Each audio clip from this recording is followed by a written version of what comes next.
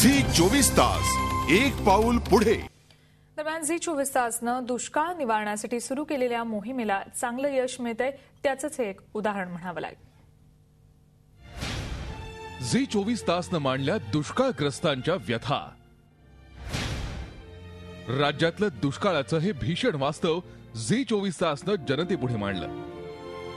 मराठवाड्यातील जालना, बीड, उस्मानाबाद या जिल्ह्यांची बिकट स्थिती, पश्चिम महाराष्ट्रातील नगर, सांगली, सोलापूर जिल्ह्यातली पाणी टंचाईची स्थिती, उत्तर महाराष्ट्रातील दुष्काळाच्या स्थितीचा आम्ही सातत्यानं आढावा घेतो आणि दुष्काळग्रस्त जनतेचे हाल तुमच्यापर्यंत पोहोचवत आहोत। 1.5-2 महिन्यांनी होणारा पाणी पुरवठा असो, शेतकऱ्यांचं झालेलं नुकसान असो की वाढतं स्थलांतर, रोहयो कामावरचं वास्तव, पाण्यासाठीची वणवण, या सगळ्याचं चटका लावणारं वास्तव आम्ही सातत्यानं तुमच्या पुढे मांडतो। दुष्काळ निवारणासाठी सुचवले उपाय।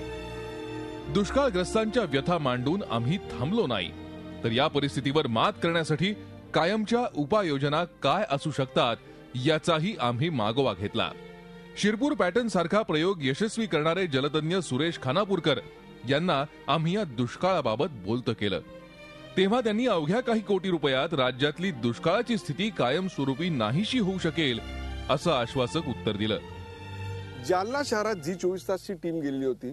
आज तिकडे प्रचंड मोठ्या प्रमाणावर पाणी नाही म्हणून स्थलांतर होतंय। 40-40 दिवसांनी पाणी मिळतं।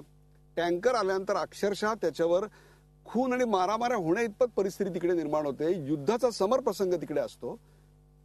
त्या जालना शहराचं तुम्ही नेमकं काय कराल? त्या जालन्याला जो पाणी पडत तलाव आहे, खाणेवाडी तलाव, हा प्रचंड गाळाने भरला आहे। हो, हा पहिले काढावा लागेल। कोणी काढायचा, कसा काढायचा हा प्रश्न तपशिलातला भाग आहे, काढणं आवश्यक आहे। नंतर त्या नदीवर फक्त 8 बंधारे बांधले उदयजी माझ्या पद्धतीने, आणि ती नदी साफ केली, स्वच्छ केली, किमान 20 फूट खोल केली। कुंडलिका नदीचं पात्र जर रुंद केलं, रुंद काय खोल केलं तर त्याच्या आजूबाजूच्या 1 किलोमीटर मध्ये बारमाही असं पीक घेता येईल आणि जालन्याचा पाणी प्रश्न कायमचा सुटेल। खर्च या बंधाऱ्याला किती खर्च येणार आहे? 8 बंधारे फक्त। माझ्या हिशोबाने मला सांगितलं, एका बंधाऱ्याला 50 लाख खर्च बंधाऱ्याला, आणि खोदकामाला 20 लाख रुपये, 70 लाख, कुणी 8 करा, 5-6 कोटीचा प्रश्न आहे फक्त। चला 10 कोटी हद्द झाली। 10 कोटीत तुम्ही जालन्याचा पाणी प्रश्न कायमचा सोडवायला तयार आहात। एवढ्यावरही न थांबता आम्ही लोकप्रतिनिधींना या कामासाठी पैसे देण्याचं आवाहन केलं। त्याला काही आमदारांनी सकारात्मक प्रतिसाद दिला। या माध्यमातून आम्ही ऑलरेडी निर्णय केलाय की या दुष्काळाच्या परिस्थितीमध्ये आता मुंडे साहेबांचा जो खासदार निधी आहे, तो खासदार निधी आम्ही पूर्णपणे हा पाणलोटाचं काम असेल किंवा जलसंवर्धनाचं काम असेल याच्यावर खर्च करणार। राज्याचे जलसंपदा मंत्री सुनील तटकरे यांनीही या कामाचं कौतुक केलं। एवढंच नाही तर राज्याच्या विधिमंडळातूनही या विधायक पत्रकारितेला पावती मिळाली। दुष्काळाबाबतच्या सुचवलेल्या उपाययोजनांचं विधान परिषदेत कौतुक करण्यात आलं। विधायक पत्रकारितेची दखल घेतली गेली। राज्यातला यंदाचा दुष्काळ हा भीषण आहे। अशा वेळी या दुष्काळी भागाला दिलासा मिळावा, दुष्काळग्रस्तांचं जगणं थोडं तरी सुखकर व्हावं, हाच यामागचा झी 24 तासचा प्रामाणिक प्रयत्न आहे।